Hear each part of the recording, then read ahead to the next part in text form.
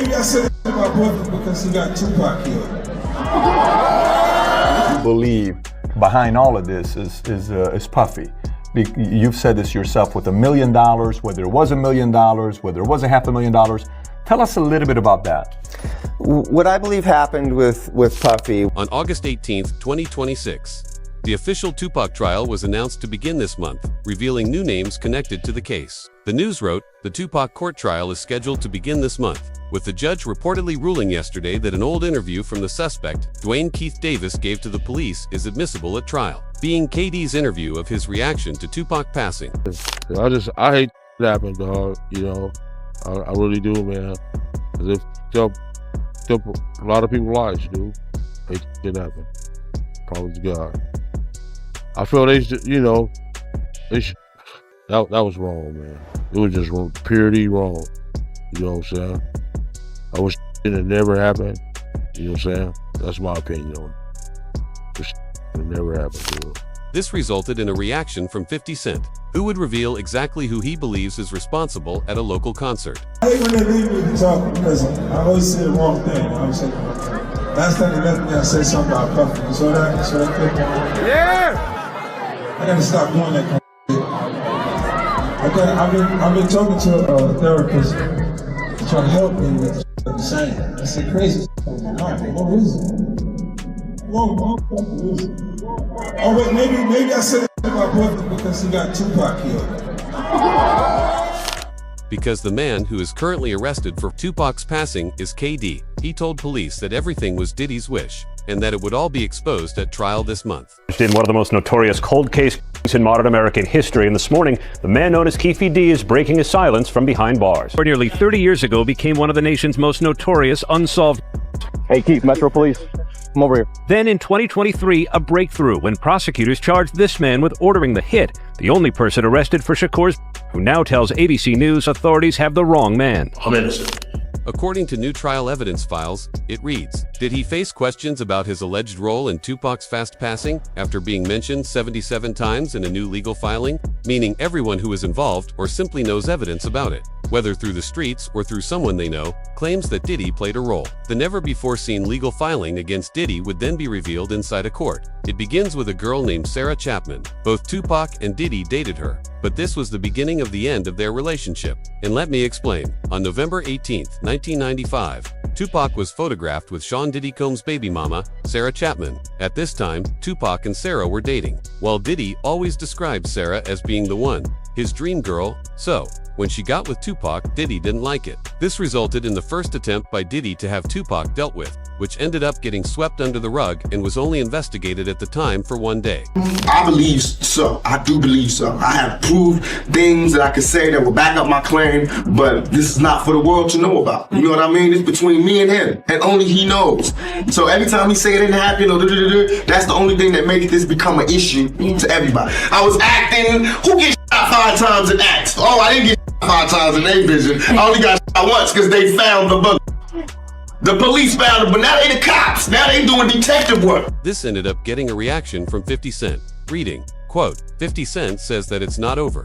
More unreleased Diddy footage that didn't make his Netflix documentary will come to YouTube, including footage about how Diddy started a family with Tupac's ex. Diddy has a daughter named Chance Combs with Sarah Chapman in 2006, who famously dated Tupac in 1995, revealing that Diddy wanted Tupac gone because he wanted to be Tupac. Pac was a shining example of everything that Diddy wanted to be, and he was that naturally. He was charismatic, he was sought after, desired, he was very well liked and a naturally likable person. He was charming, he actually had intrinsic talent, he was a star. He was what Diddy tried to force his way into becoming. Diddy, through force, through manipulation, through fear-mongering, tried to become loved and adored and liked, but all he could manage is like a twisted clone of that he was able to garner through fear.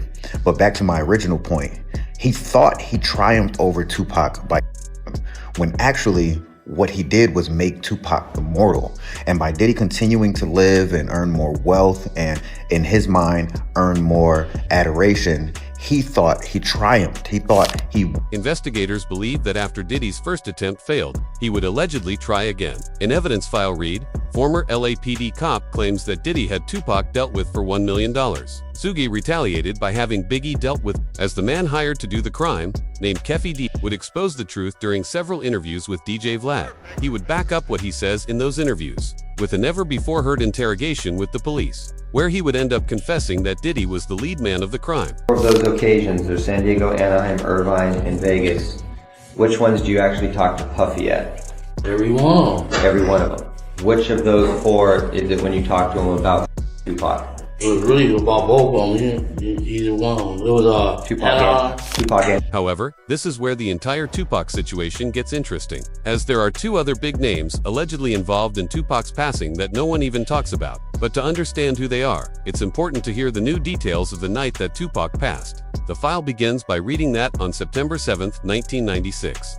Tupac Shakur was in Las Vegas with the head of his record label, Suge Knight. Having no security with them the entire night, the two would go to the MGM Grand to watch a Mike Tyson match. After it was over, they would end up spotting an opponent in the lobby of the arena, where new details would reveal that the person waiting for them in the lobby was planted there by an unknown name. Nephew, Orlando Lane Anderson, and two of their friends were also there. Keefe D told LAPD Detective Greg Kading more than a decade ago, in a proffer that couldn't be used against him, the shooting was retaliation after Tupac jumped Orlando and beat him up at the casino. Surveillance cameras recorded the fight. Tupac was angry that Lane had stolen his necklace years prior in Compton.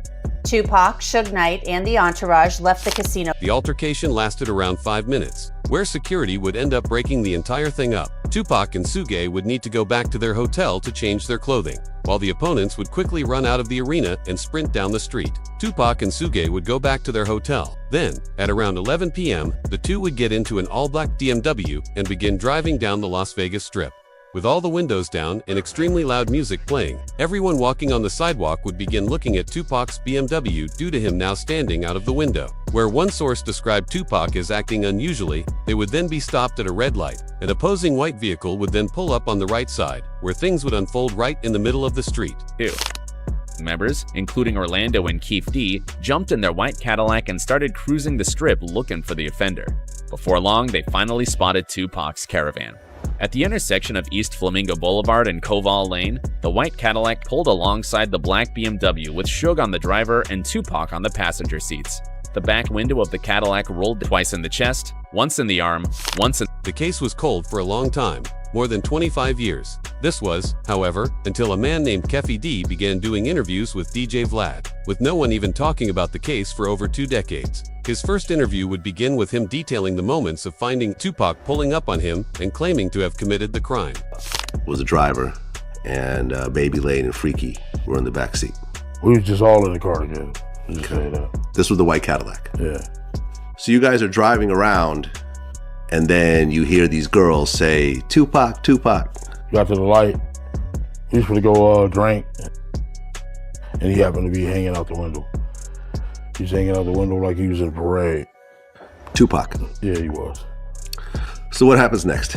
You said that as you're driving up towards the BMW. This would immediately get the police's attention, but they wouldn't move forward with targeting Keefe D just yet, in case he would do more interviews, which he did. Keefe D would then reveal that the entire incident happened so fast because Tupac started reaching for his firearm, and men in Keefe D's car noticed and used theirs first, revealing new details that police had never known. As you're driving up towards the BMW, with Suge driving and Tupac in the passenger seat, and you said that Tupac pulled out a... It looked like he was reaching, yeah. Yeah, it did. Okay. Yeah. Did you actually... No, once he got the reaching, I got the ducking. So, someone from your car... That's what happened. Started... At Tupac. This would end up going viral on social media. Investigators would look into it, and they would learn that a writer named Jeff Pearlman, who actually wrote the Tupac biography, would claim that Tupac was not as tough as he portrayed himself and was just playing a role, saying, quote, he couldn't fight and he didn't know how to use a firearm, which could answer the question of why Tupac wasn't fast enough on this night. Wanted this lifestyle idea, but he wasn't it. He couldn't fight. He had no athleticism. He didn't know how to shoot. He wasn't that guy. but he started to believe it. He method acted it. 100% method. All of these claims being made by Keefe D were surprising the entire internet, with a majority of people calling them lies. Keefe D would then do the unthinkable. He would confirm all of it by sharing a police interrogation he gave on the night of the crime, raising the question of why the police let him go. You say Suge looks over, he sees you. He looks right at you. Yeah, he looks at me. Okay. When he looks over at you, and then Tupac's busy getting. Evidently, the story is Tupac's trying to either get out in of the back seat or something. Yeah. What do you see happening inside of their car? I seen him going Suge head. I thought he was. So Orlando his car crossed Dre. With the case now being reinvested, police found very interesting evidence, with a majority of it revolving around Diddy. While Diddy allegedly did want Tupac gone, there were actually two other big names also involved, being Suge Knight and Snoop Dogg, with Snoop Dogg's role being very different, and I'll explain that soon.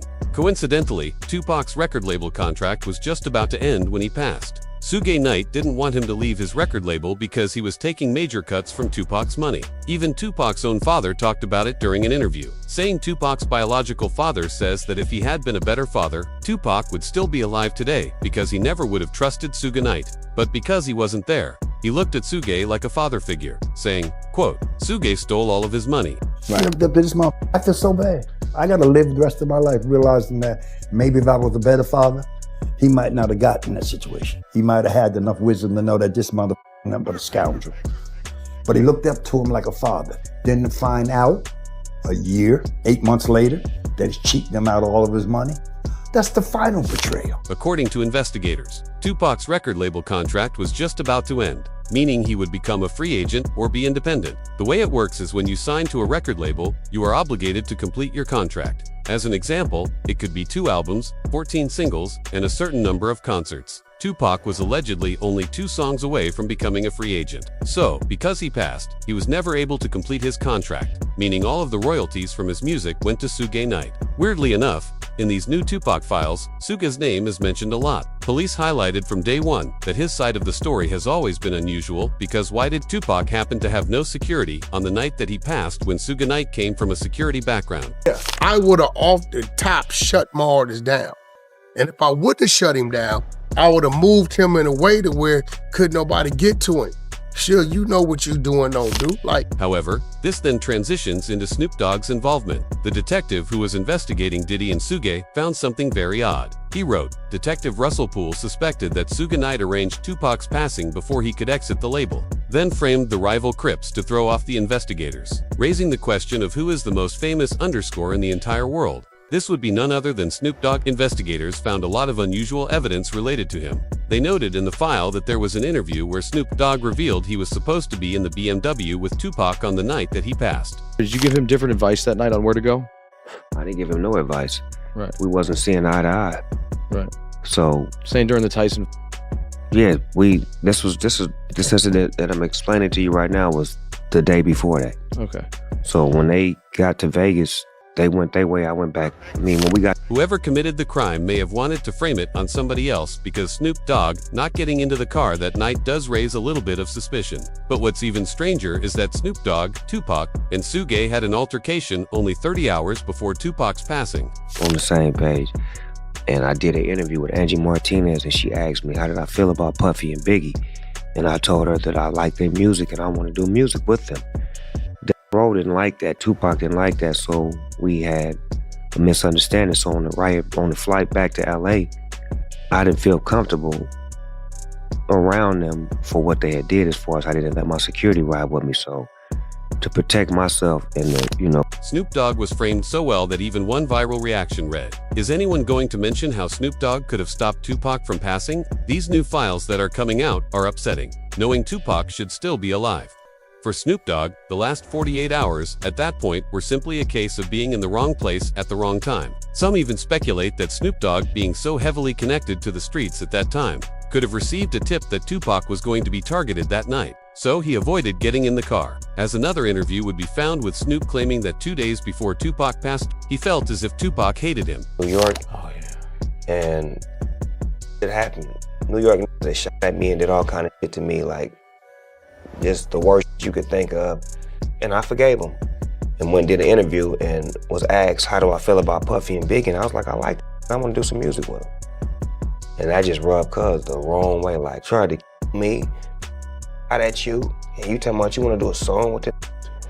I wasn't thinking about his emotions. I was thinking about the way I felt at the time. I wasn't into no controversy. I liked his music. They was our friends. We was all friends at one point. This video. One investigator even believes that Tupac was always an industry plant and that his entire job was to stop the beef between the red and blue street teams, because at the time of his passing, the rivalry between the two groups was becoming very concerning. Moomba, who was his first business manager, he's told me, you know, I basically asked, well, was Tupac only pretending to be in order to appeal to gangs and criticize them? And he said yes. And that was part of his thug life agenda that he came up with his imprisoned stepfather, Mutulu Shakur. And so Tupac was just using that in order to get the and the leaders to call peace truces, first in Los Angeles, then throughout California, and then throughout the country. And that was why he was pretending to be this type. And really, he was just an intellectual prodigy.